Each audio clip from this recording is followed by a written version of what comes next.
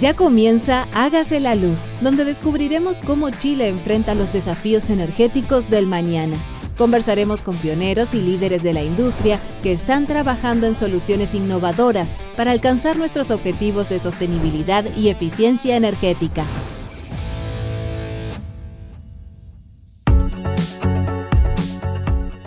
Como cada día martes al mediodía, saludamos desde Chile a todos quienes nos siguen, tanto en nuestro país como más allá de nuestra frontera, en este capítulo 201 de este día martes 9 de septiembre. Saludo a Daniela González, con quien tenemos el gusto de realizar el programa del día de hoy. ¿Cómo estás, Daniela? Muy bien, Daniel. Muy contenta de estar en este programa, donde vamos a tener un invitado internacional. Y eso me hace reflexionar de que a veces uno, ¿no es cierto?, se mira el ombligo y no ve más allá de su propia realidad. Pa' bien o pa' mal, vamos a conocer, vamos a conversar de una realidad distinta, que es la peruana, ¿no es cierto?, que tiene una matriz energética distinta, que tú la conoces muy bien, por los pitutos que hacen ustedes allá. Y que increíblemente hace que estén bastante ajenos a las grandes transformaciones que nosotros hemos vivido como un país, que ha significado muchas oportunidades, un gran cambio en el mercado de generación, pero que también ha generado la necesidad, ¿no es cierto?, de abordar desafíos en plazos que son muy cortos. Algunos lo hemos hecho bien, otras cosas las hemos hecho más o menos nomás, pero finalmente nos estamos siendo desafiados, ¿no es cierto? Y yo creo que eso es bueno porque, bueno, Chile, al menos en el sector eléctrico, se ha caracterizado por ser vanguardista en todo sentido, desde los diseños de mercado, también de su institucionalidad. Y me gusta, ¿no es cierto?, que nos veamos en la necesidad de mantener ese músculo funcionando, ¿ya? Que nos preparamos para a la incertidumbre y también nos preparamos para transformaciones. Probablemente sí tenemos desafíos cada vez mayores en la institucionalidad que nos permitan encauzar bien las reflexiones que tenemos que hacer para llegar con esos cambios en los tiempos que se requieren y con la calidad que se requiere. Entonces yo tomo esta conversación, ¿no es cierto?, como una oportunidad de reflexionar también de cómo estamos haciendo las cosas, lo bueno y no lo malo que nos pasa, ¿no es cierto?, y también nos va a permitir dar un poco de contexto, ¿no es cierto?, de cuáles son los dolores del coordinador, de los operadores de los sistemas, ¿no es cierto? Ahora que tenemos un coordinador que efectivamente está siendo bien criticado por algunas de las decisiones o acciones u omisiones que según la superintendencia habría incurrido y que habrían significado el incumplimiento de distintos mandatos normativos. Así es, en el programa del día de hoy tomamos el avión y viajamos 3 horas y media aproximadamente, nos vamos a Lima y nos vamos donde un invitado que tiene una alta reputación en la industria peruana. Es más que profesional, es casi una institución, ¿ya? Así que con él repasaremos múltiples temas del devenir, de la actualidad, del sector energía, el mercado eléctrico del Perú. Con él repasaremos múltiples temas que tienen que ver con ponernos al día en que está el proceso de inserción de renovables.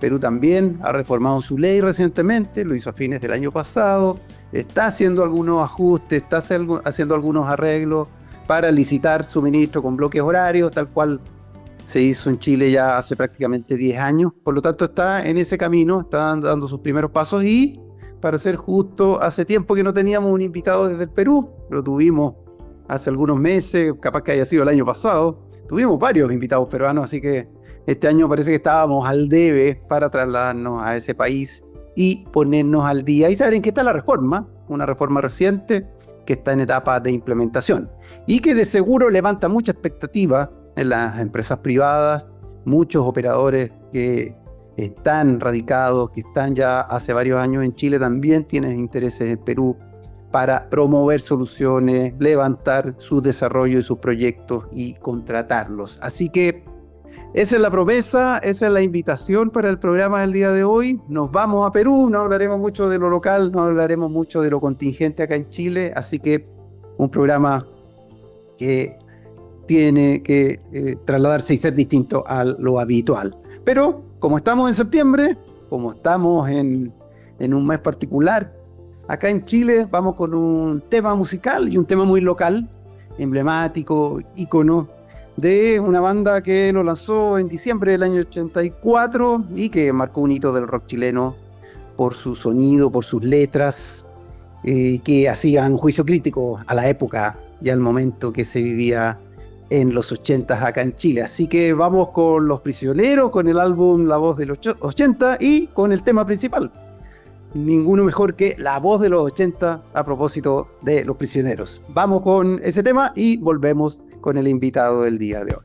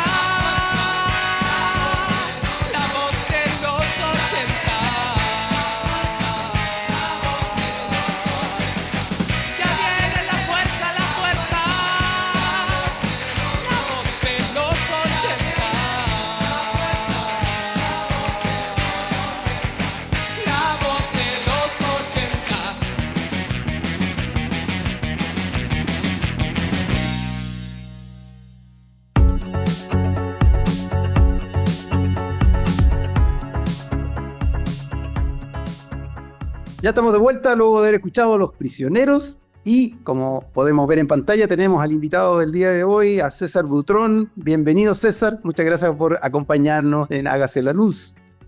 Un gusto estar aquí con ustedes también.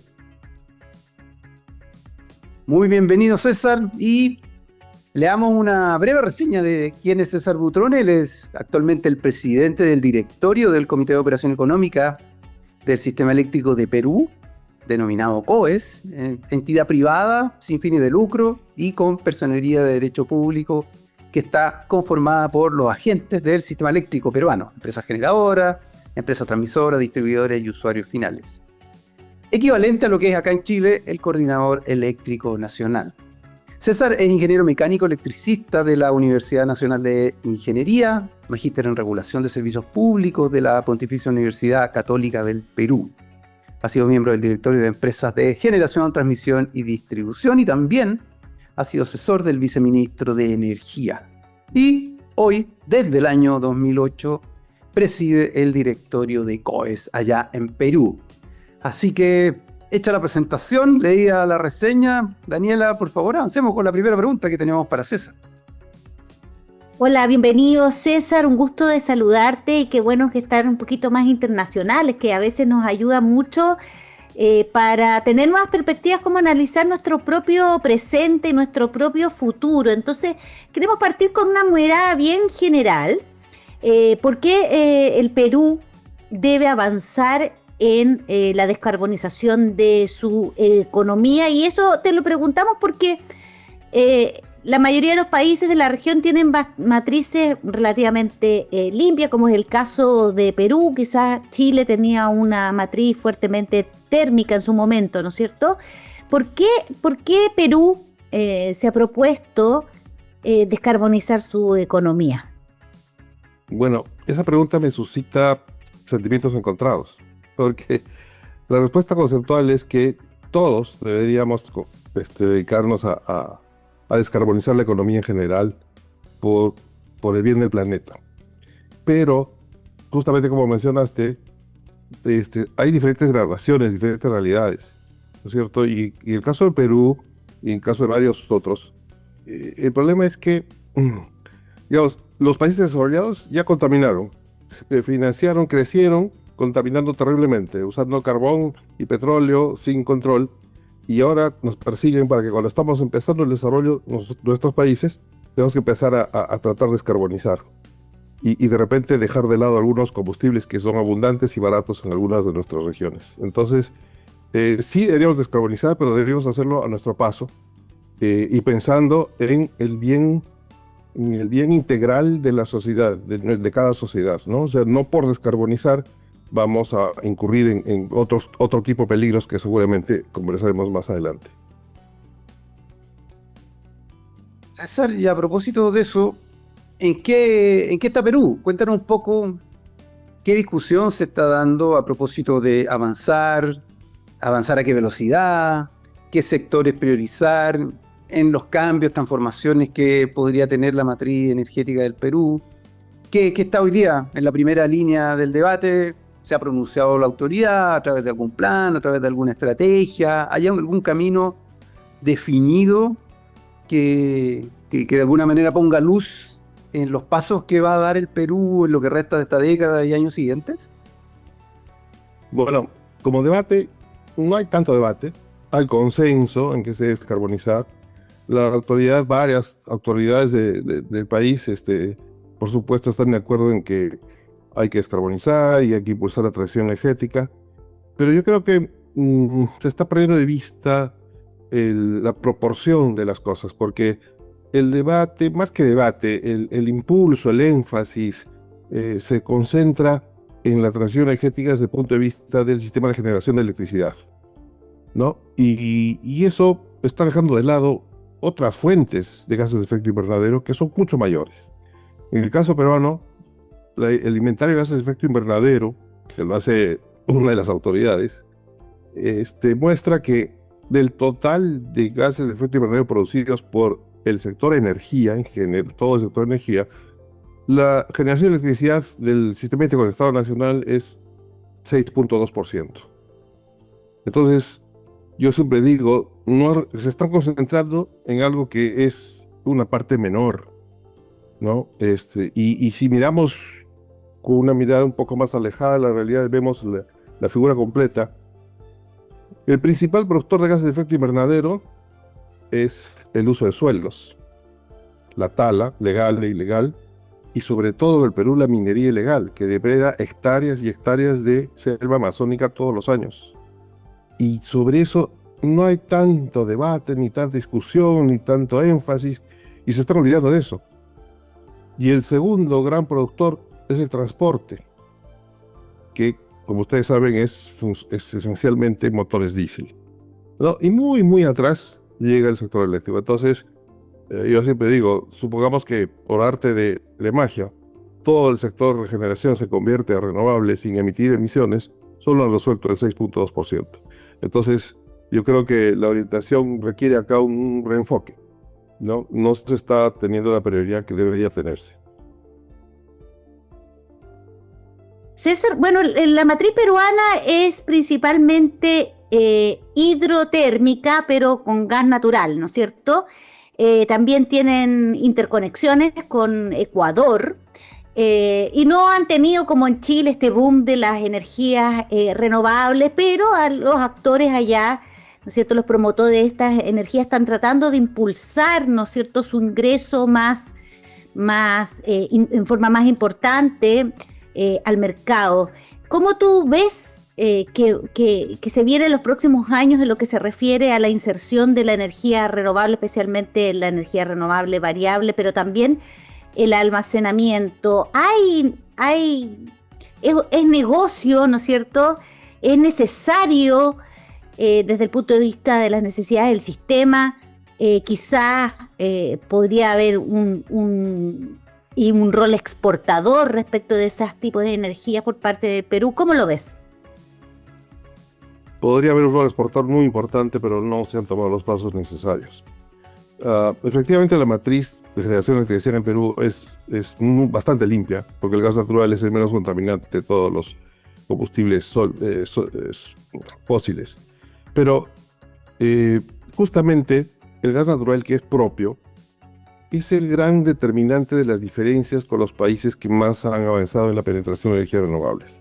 ¿Por qué? Porque tiene un precio especial, es un precio controlado por contrato, no tiene subsidios, simplemente así fue las reglas que se pusieron cuando se licitó la explotación de ese yacimiento gasífero.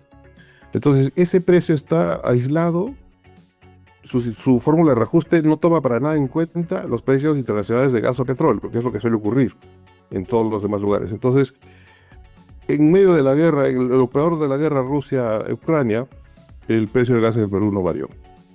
Y ese precio, que es una rendición para algunos consumidores, algunas industrias, etcétera, pues es el que ha hecho que las energías renovables variables no pudieran competir hace años, cuando eran todavía más caras. Y entonces, por puras razones económicas, las energías renovables no podían competir. Se creó un esquema de feed-in tariff que lo que concluyó fue que todas las inversiones que se hicieron con ese esquema, todas significaron incremento de tarifas. Entonces, la realidad del Perú es muy diferente por la presencia de ese gas natural. Así que eso es lo que explica por qué recién está empezando. Ahora que las renovables variables, vamos a decirlas por su nombre, sol y viento, ya son competitivas, y ahora sí recién van a poder entrar, y no se necesita siquiera de mayores incentivos o medidas promotoras ni nada, porque el simple mercado está yendo por ahí. Y me explico, la presencia del gas natural hace que desde hace tiempo las hidroeléctricas tampoco sean rentables. Así que, y además, como todos sabemos, por problemas sociales y ambientales, la hidroeléctrica es una opción que por ahora no figura en el mapa, ¿no es cierto? Más generación de gas natural no hay porque el yacimiento es finito y no hay certidumbre. Entonces, lo único que queda, y por eso no es necesario hacer grandes reformas o impulsar o crear incentivos o regulaciones especiales, lo único que queda como rentable, y por lo que están interesadísimos muchos inversionistas, hay 33.000 megavatios de proyectos presentados al COES para su revisión técnica. Y la máxima banda del Perú es 7.800, 7.600. Entonces, por sí solo el mercado indica que el desarrollo va a ser de ahora en adelante a base de sol y viento. Y esos proyectos, perdona, voy a hacer más específica, ¿esos proyectos ahora están entrando con almacenamiento o siguen siendo proyectos los que se han presentado al CODES básicamente o fotovoltaicos o eólicos? Bueno, nuevamente, el gas natural local con precio controlado y suficiente y disponible para todas las necesidades que hay, hace que la situación sea diferente. Claro. En primer lugar, en el Perú, a lo largo de las 24 horas del día, el que establece el costo marginal es el gas natural. Entonces, no hay grandes diferencias del costo marginal en la mañana o en la noche, y por lo tanto, no existe el incentivo de arbitrar con baterías, ¿no? Entonces, y por otro lado, justamente debido al gas natural, hubo que desarrollar mucha transmisión del centro del Perú, donde está la generación con gas, hacia el norte y hacia el sur.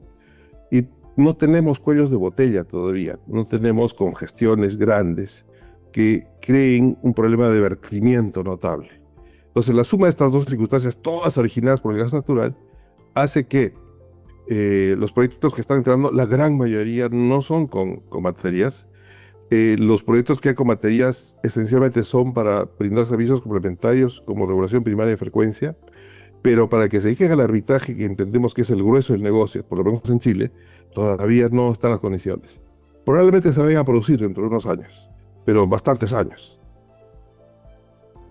César, ¿y qué rol juega la interconexión con Ecuador? Ponnos al día. ¿En qué está la interconexión ya más maciza, más robusta, que está proyectada para los próximos años?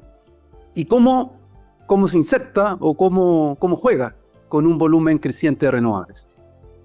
Bueno, sorprendentemente no va a ser muy influyente desde el punto de vista de aprovechar estas renovables variables. ¿Por qué? El proyecto de interconexión con Ecuador se basa fundamentalmente en una característica de ambos países, que es la complementariedad hidrológica. Cuando llueve en Ecuador, es sequía en el Perú y viceversa. Y además en el hecho de que Ecuador tiene una base hidroeléctrica grande, pero con muy poco reservorio. Entonces ellos, en la época de lluvia, su opción es botar el agua al mar. Entonces el proyecto está diseñado para que en época de lluvias de Ecuador, que les sobra energía y no pueden aprovechar, el Perú importe y reduzca su consumo de gas. Y en la época de estiaje en el Perú, que llueve y hay sobrante, el Perú le exporta a Ecuador, que es cuando ellos están con una reducción importantísima de generación hidroeléctrica por la época de estiaje y porque no tiene reservorio. Entonces, se estima que es más o menos mitad y mitad los intercambios en un sentido y el otro. Y la capacidad efectiva de esa línea por cuestiones de estabilidad es de no más de 700 megavatios. Entonces, eso, en teoría, si se mantienen esas condiciones que dieron lugar al que los proyectos se lanzaran, más que todo va a servir para aprovechar el recurso hidroeléctrico de Ecuador adecuadamente, ¿no? Y el caso del Perú, el recurso hidroeléctrico, o sea, el solar y el eólico no tienen esas variaciones estacionales de ese tipo, ¿no? Ahora, vale la pena decir, como me preguntabas cómo va eso, el proyecto ya está desarrollado a nivel de ingeniería definitiva, está en pleno desarrollo los estudios de impacto ambiental, y ahí empiezan los problemas porque en el Perú, como en Chile, la transmisión se desarrolla en base a concesiones, las ejecutan privados con contratos BOT, ¿no? Una concesión a 30 años, ellos financian, construyen, operan, mantienen, etc. Pero en Ecuador es obra pública. Entonces el Perú ya se licitó y hay un ganador, un concesionario que está avanzando para la construcción de su tramo de línea, y Ecuador se espera que lo liciten como obra pública, y esto ya debió haber sido licitado y todavía, bueno, ha sido licitado, pero todavía no hay buena pro. Entonces no tenemos fecha cierta cuándo empezarán ellos a ejecutar. Entonces lo que podría pasar es que haya un desfase entre uno y otro, que habrá que arreglarlo en el futuro.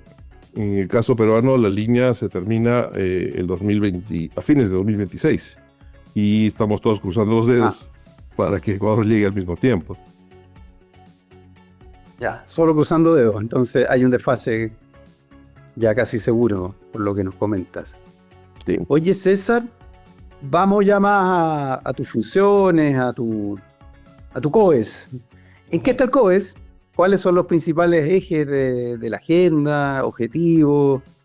¿Dónde están los principales dolores? ¿Hay arreglos institucionales que hacer? ¿O los dolores van más bien por el desarrollo de infraestructura de transmisión? ¿O algún nivel de conflictividad con los agentes? Cuéntanos, danos un mapa para entender bien en qué está el mercado eléctrico en Perú y cómo está navegando en esas aguas el operador allá. Bueno, Cuéntanos. siempre son aguas tormentosas para el operador. No hay forma que el operador esté tranquilo. Siempre estamos en medio entre fuego cruzado. Pero si me preguntas por los dolores, yo creo que tenemos dos dolores, que no son muy institucionales. El primer dolor es el fiscalizador nuestro. Nuestro fiscalizador es un dolor muy grande porque muchas veces no le vemos mucha racionalidad en sus acciones de fiscalización. Y el segundo dolor es justamente este boom de desarrollo de proyectos de renovables variables, solares y eólicos, que nos causa pues una congestión enorme de proyectos presentados y que hay que revisar, y al mismo tiempo no somos dueños de nuestro presupuesto. El presupuesto lo aprueban, adivinen quiénes, los mismos agentes. Entonces los mismos agentes tienen todo el incentivo para gastar lo menos posible.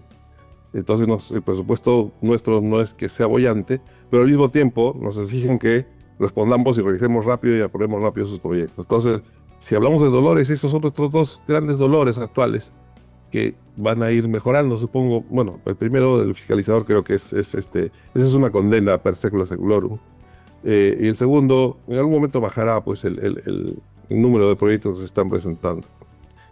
Ahora, desde el punto de vista institucional, afortunadamente la conflictividad con los agentes es la prevista, es la normal. Hay mecanismos de reconsideraciones, apelaciones, y finalmente termina en arbitraje. No tenemos tribunal de expertos, pero lo que ocurre es que se crean arbitrajes ad hoc para cada caso, que es el equivalente a un tribunal de expertos temporal, ¿no? Judicialización hay muy poca. Y entonces eso desde el punto de vista institucional. Y no sé si viene más adelante, ya nuestras grandes metas y nuestra gran preocupación es prepararnos para la transición energética, que como hemos visto, solo vienen solares y eólicas, y tenemos que prepararnos para poder atender y resolver eso adecuadamente. Cuando hablas del fiscalizador, hablas en genérico, supongo, y te refieres a su función reguladora también, o la exclusiva de la fiscalización. No, me refiero a exclusiva fiscalización. La función reguladora, felizmente, tiene muy poco sobre nosotros, ¿no? Así que por ahí que la cosa es navegable, pero la función fiscalizadora, sancionadora, es uno de los dolores. ¿Es habitual que el fiscalizador haga cargos o sanciones al operador? Es habitual, es permanente. Han creado un área especial de toda la fiscalización eléctrica, porque ellos fiscalizan todas las actividades eléctricas, generación, transmisión, distribución, etc. Y dentro de eso han creado un departamento especial para fiscalizar el COAS. Entonces ya se imaginan que están ahí detrás de nosotros, ¿no? Tienen que buscarse trabajo. Pero lo principal sí es institucional, y es que en el diseño del Perú, el fiscalizador es la última instancia, es juez y parte. No tenemos a dónde quejarnos, no hay una instancia superior. Y entonces eso es fatal, pues porque tiene la razón siempre, ¿no? Hay unos tribunales que se supone que son la última instancia después del cuerpo mismo del fiscalizador, pero esos tribunales son gente que la contrata y la paga la misma institución. Entonces, son juez y parte. Ese es el principal problema. Perfecto. Oye, César, estamos llegando al final del primer bloque. ¿Tan rápido? Sí, se ha pasado muy rápido el tiempo. Y corresponde que tú tomes los controles de la radio y nos comente qué canción vamos a escuchar, a qué tema nos dirigimos, elegido por ti. Cuéntanos.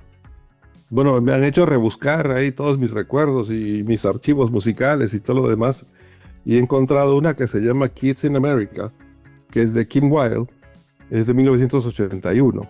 Y justamente en 1981 yo estaba terminando mis estudios de ingeniería, ¿no? Era joven y el amor creía, todavía era romántico, ¿no? Y entonces, terminando los estudios, sabíamos que se abría pues un campo, se me abrió un campo, ¿no?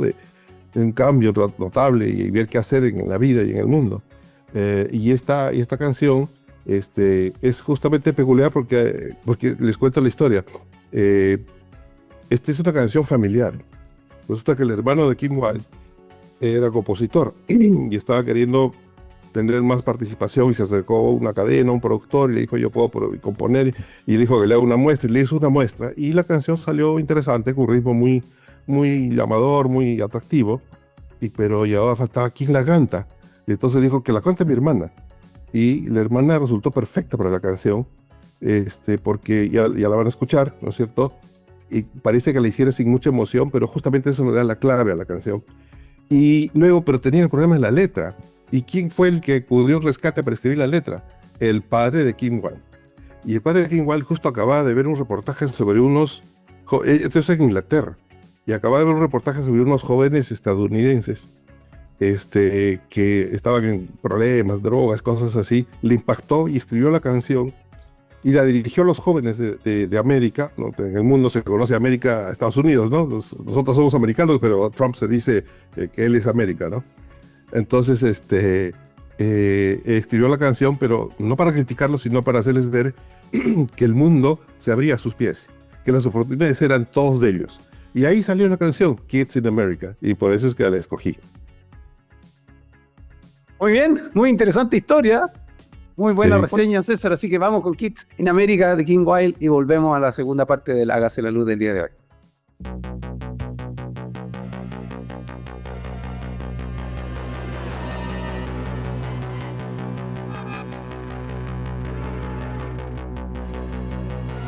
Looking out a dirty old window, down below the cars in the city go rushing by. I sit here alone and I wonder why. Friday night and everyone's moved. I can feel the heat, but it's soothing heading down. I search for the beat in this dirty town. Downtown the young ones are going. Downtown the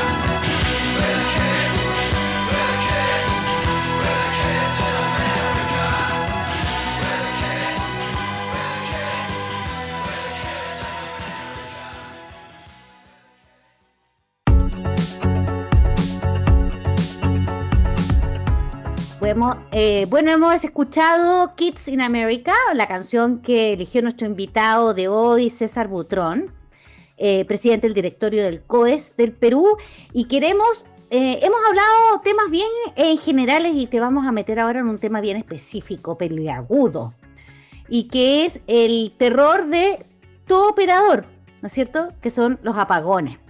Bueno, tú sabes que nosotros tuvimos un apagón total, el más grande que ha existido en este país, porque es el primero con el sistema interconectado, con el sistema eléctrico nacional que hoy día tenemos, que fue en febrero. También vino después en abril un gran apagón en España, que fue parecido a Chile en el sentido de los tiempos de reposición de servicio, y ustedes tuvieron también un apagón parcial en agosto. Cuéntanos,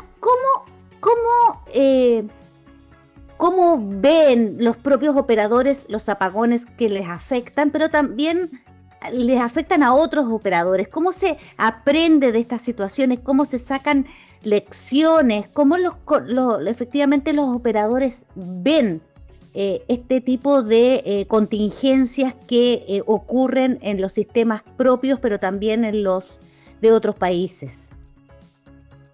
Bueno, debo decir que los ingenieros del COES, y me imagino los del coordinador y todos los demás, todos andan muy metidos en redes y andan averiguando antes que cualquier movimiento institucional, ya se conectan con sus pares y andan preguntando y averiguando. O sea que el afán de aprendizaje es inmediato, instantáneo, innato en la gente, los profesionales jóvenes que hay. Entonces, no hay efectivamente... O sea, la institucionalidad de este intercambio de información a través de organismos como la CIER o SIGRE, ¿no? O la red de operadores que el coordinador de Chile está liderando para crear, todavía demora, ¿no? Los chicos llegan antes. Entonces sí hay un afán permanente por averiguar y aprender qué pasó. Ahora, ¿cómo nos afecta? Bueno, ya les contaba de las multas, ¿no? Entonces, lo peor que nos puede pasar por dos razones, ¿no? La multa es, en este caso, la secundaria, porque cuando hay un apagón muy grande, evidentemente todos los agentes involucrados, y ustedes lo saben muy bien, las mineras, por ejemplo, las empresas mineras que trabajan 24 horas al día, les afecta en varios cientos de miles, si no millones de dólares. Entonces, la reacción inmediata de los grandes consumidores es muy fuerte, ¿no? Pidiendo explicaciones y todo eso. Entonces, estamos constantemente en tensión, ¿no? Y después, y es un fenómeno humano natural, ¿no? Después de los apagones que vimos en España y en Chile, estábamos en más tensión todavía, esperando a ver qué pasa. Felizmente, no nos ha pasado tan así, ¿no? Y no es que queramos salir así que estamos mejor, pero la verdad es que yo había declarado varias veces, cuando ocurrieron estos apagones, lo primero que hacían los periodistas era llamarme y preguntarme, ¿y a nosotros estamos en la misma posibilidad que en Chile? Y yo decía, no, la probabilidad, nunca podemos decir que no va a ocurrir, pero la probabilidad que ocurra un apagón nacional general es más baja, porque tenemos varias razones que sustentan eso, ¿no? Una, no hay tal penetración de renovables, no hemos perdido todavía tanta inercia, ¿no es cierto? Todavía hay regulación primaria de frecuencia con fuentes convencionales como la hidroeléctrica y el gas natural, ¿no?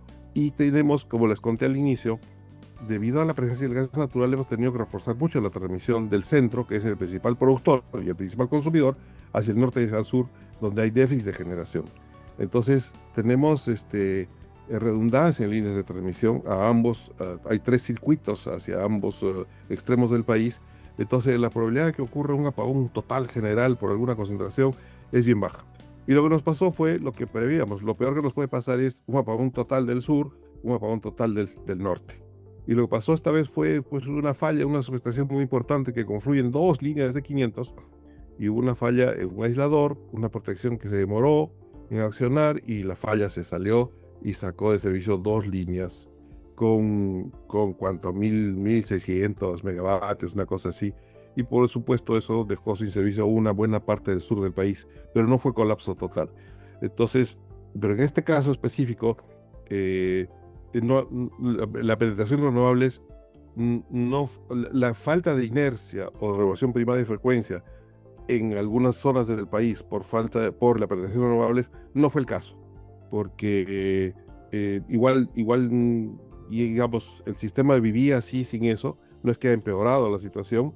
Entonces fue una falla de transmisión pura y dura, solo que muy grande, nada más. Y mirando Chile, mirando España, ¿cuál es el corolario para ustedes? Bueno, primero que hemos tratado de investigar todo lo posible, ¿no es cierto? Y nosotros hemos llegado a una conclusión. Mirando los ejemplos de ambos países, y esto seguramente va a levantar mucha... Mañana me demanda la Asociación Peruana de Energías Renovables. No podemos crecer en renovables variables si no crecemos al mismo tiempo con otros medios que nos provean la inercia y la reserva para regulación primaria y tal vez secundaria de vida, ¿no? Entonces, tenemos que las normas nuestras exigir, ese es nuestro objetivo. No sabemos si la regulación lo hará así, pero a nuestro juicio, el modo más seguro de crecer es que cualquier renovable variable que por su naturaleza no tenga inercia, venga con, lo voy a decir coloquialmente, con inercia sintética bajo el brazo. Y luego que sí, que haya las baterías o los medios necesarios de almacenamiento para que puedan brindar regulación primaria de frecuencia. Y entonces ahí sí, si logramos eso, no importará si hay mucha penetración o no, porque la reacción va a ser la misma como si fueran convencionales. Para nosotros ese es el corolario, pero de ahí a que lo lleguemos a conseguir así, todavía hay trecho por discutir. Oye, y a propósito de ese trecho por discutir, en diciembre del año pasado se aprobó la última reforma del mercado eléctrico en Perú que apunta a diversificar la matriz y le intenta abrir las puertas a la generación renovable variable para que participen y compitan en los procesos de licitación de suministro de la distribuidora, el suministro de los clientes regulados. Cuéntanos un poco, aprobada la ley, cómo avanza la implementación de esta, cómo está el trabajo ya más normativo de segundo nivel reglamentario, ¿en qué está? Bueno, lo primero que hay que decir es aquello que supuestamente esa ley intentaba corregir. Ocurre que en el Perú, para poder vender a un consumidor final, un generador cualquiera, solo puede vender hasta el límite de su potencia firme. Esa es la norma, ¿no? Entonces, en ese sentido, las energías renovables que no tuvieran potencia firme simplemente no podían financiar sus proyectos porque no podían conseguir PPAs con consumidores finales, porque no podían vender, porque no tenían potencia firme. Hace varios años ya, los Inermin, por su cuenta, ya asignó potencia firme a las eólicas y los dejó a las solares sin potencia firme. Bueno, en realidad dijo que la potencia firme era el promedio de los últimos 3 años en horas de punta, de lo producido realmente en horas de punta. Con lo cual, en horas de punta, la solar no está presente y es como decirle que no tiene energía, potencia firme. Entonces, la barrera era solo para las solares y la ley lo único que ha resuelto es solo para las solares, porque las eólicas ya no tenían impedimento. Y ahora, al separar y permitir venta en bloques horarios y separar la venta de potencia y energía, se supone que levanta la barrera a las solares. Entonces, lo que debería traer esta ley es un boom de solares, porque además utiliza la demanda regulada de las distribuidoras, porque obliga a que estas distribuidoras acepten eso en sus licitaciones, o sea, bloques horarios y potencia de energía separada. Pero lo que no ve esta ley es que el 40% de la demanda del Perú está en regulados y el 60% de la demanda está en libres. Y si bien los libres todos están empezando a pedir que quieren energía verde, pero no les gusta firmar contratos de largo plazo. Y sin contratos de largo plazo, no hay proyecto que se financie como no sea de los grandes incumbentes, que ya tienen un parque generador, ya tienen un parque de clientes, ¿no?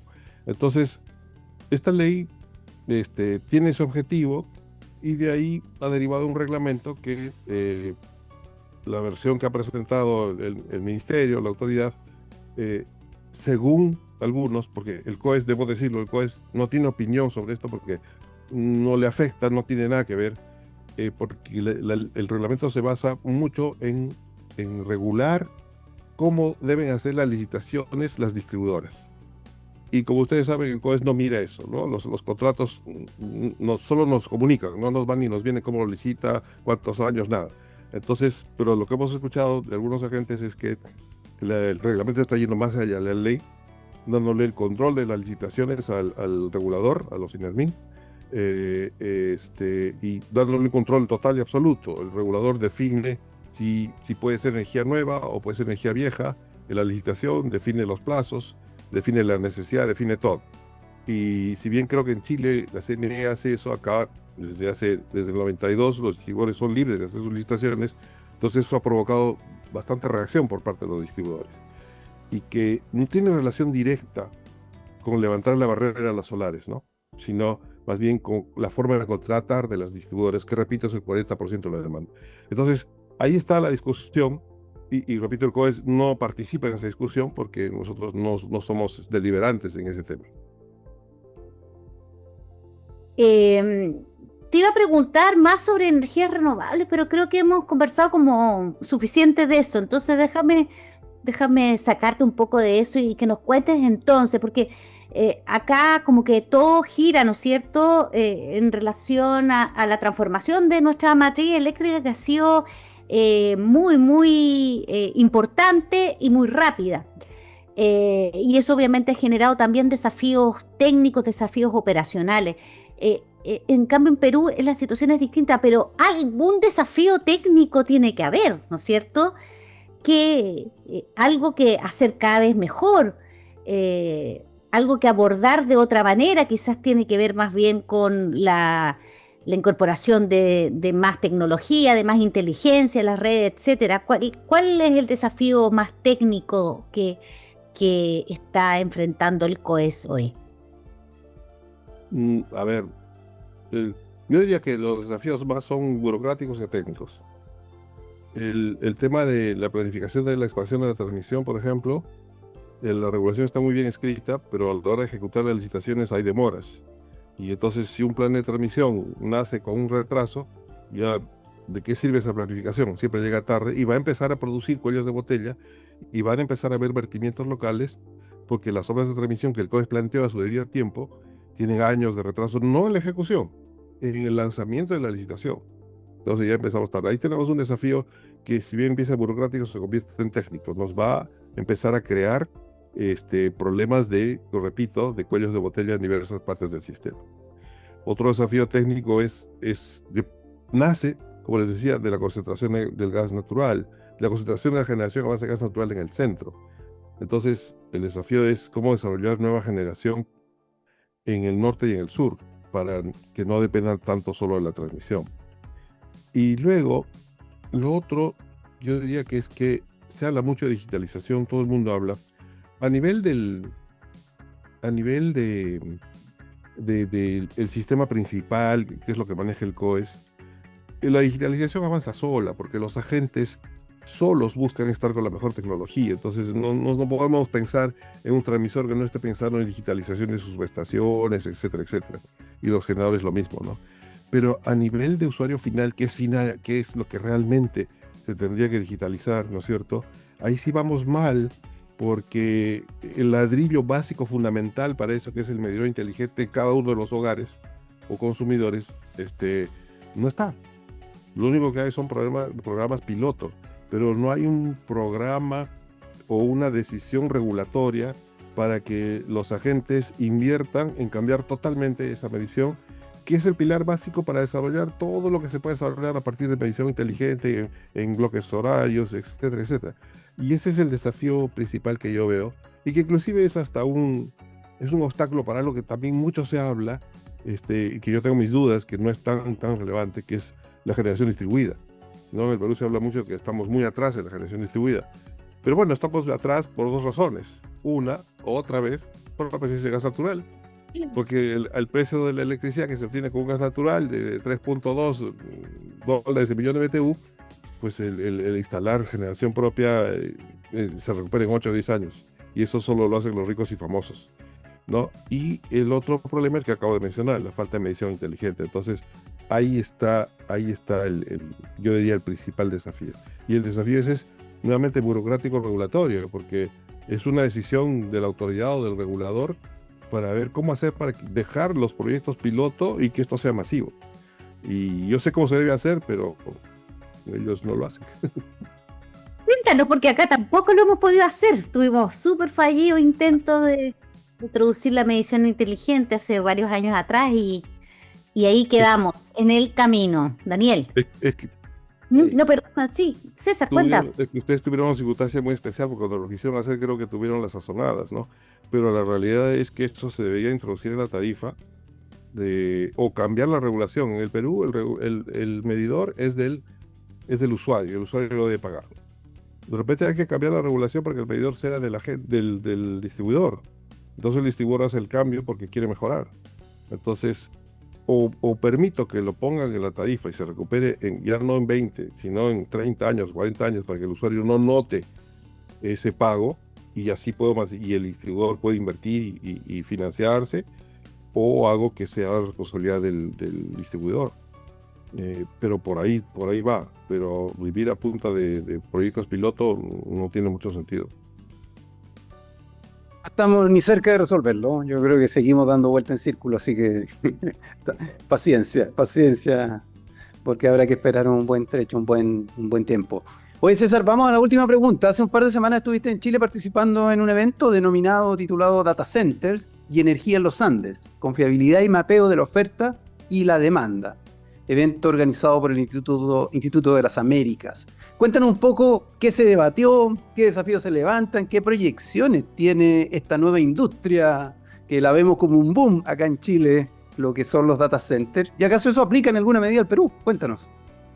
Bueno, justamente el evento surge por esa preocupación, ¿no? Tanto en California, donde está la base del Institute of the Americas, y como en Chile, y Chile y Brasil ahí mostraron que eran los que tenían más, y Colombia, más desarrollo de data centers. Entonces la preocupación era preguntarle a los operadores, ¿no? Cómo ven el problema, si eso va a ser un problema adicional, de más demanda. Y bueno, ¿cómo le llaman en Chile al que cuando llega a la fiesta pincha los globos? Y yo ahí tengo una posición especial, ¿no? Porque se las dije en el evento, ¿no? Está bien, todo está bien bonito, fue un evento buenísimo, todo el mundo muy buenas personas, etcétera, etcétera, pero les dije, yo no sé por qué debo diferenciar entre un data center y una operación minera. Las dos necesitan 24/7. Para mí no es un problema adicional ni especial. Y ni siquiera es un problema muy grande a nivel de sistema, porque sus demandas, con todo lo grandes que puedan ser a nivel de distribución, para el sistema, comparado con una minera de 80, 100, 120 megavatios, es menor. Entonces, yo no veo que vaya a causar grandes problemas a nivel de operador, a nivel del sistema principal. Donde sí veo, y donde casi nadie lo mencionó, es que va a haber problemas con la distribución. Ese es el tema principal. Ahora, afortunadamente en este caso, todavía en el Perú no hay mucho interés o desarrollo de data centers. No es que no lo haya, pero no está tan intensivo como en Chile, ¿no? Y le va a traer problemas al distribuidor. El distribuidor va a tener que mejorar, hacer upgrade de las redes, ¿no?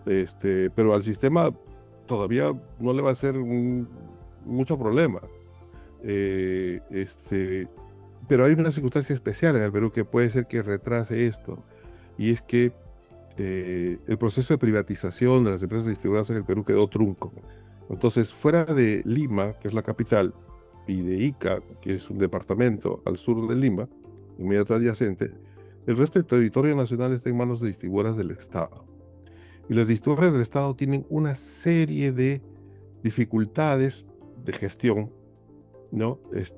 Tienen que compran y contratan muy ineficientemente porque tienen que cumplir la ley de contrataciones del Estado, que tiene, ya se imaginarán ustedes cómo es, todas las dificultades que tiene, y al final cuando hay un ganador y el segundo no le gusta, simplemente pone un reclamo y paraliza todo, y la pobre distribuidora se queda sin los equipos o las obras que necesitaba. Aparte tiene que pasar por una serie de aprobaciones, ¿no es cierto? Y por último, no le dejan endeudarse a largo plazo la distribuidora estatal.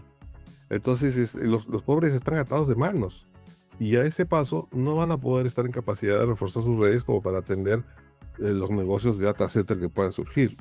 Así que yo veo que el asunto viene fuera de Lima, y que ICA no viene con tanta velocidad en el Perú, y que dentro de Lima, digamos, no creo que vaya a significar un problema para el sistema, este desarrollo de data centers.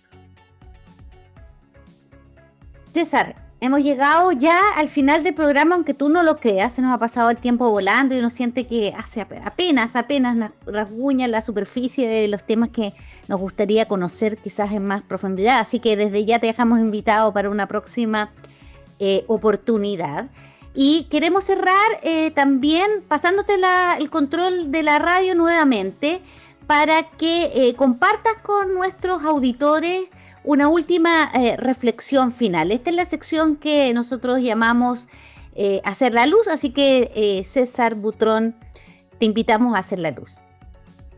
Bueno, con mucho gusto y muchas gracias por la invitación.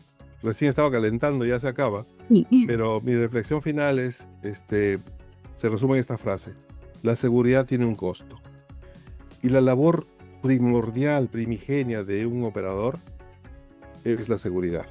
Entonces, hay que entender que la seguridad tiene un costo, en almacenamiento, en lo que sea, en redundancia de redes, etcétera, etcétera. Y todo el mundo tiene que estar consciente, especialmente los consumidores, que si quieren y demandan un servicio estable, confiable, ¿no es cierto?, resiliente, como dicen ahora que está de moda, eso tiene un costo que alguien lo tiene que pagar. Entonces, eso es. Y si, por ejemplo, no nos gusta que cuando hay vientos fuertes se caigan los árboles y nos dejen sin luz varios días u horas, entonces lo que cuesta es hacer redes subterráneas. Entonces, ese es el tema principal. No nos olvidemos que la seguridad tiene un costo. Bueno, César, muchas gracias por tu reflexión y vamos a cerrar este programa con una canción que yo elegí simplemente para que disfrutemos de un grupo que muy recientemente estuvo en Chile con un gran show. Se trata de Green Day y su canción Basket Case. Así que con eso nos despedimos hasta una próxima oportunidad. Chao. Un gusto. Muchas gracias, César. Un gusto. Un gusto, adiós. Nos vemos. Cuídense.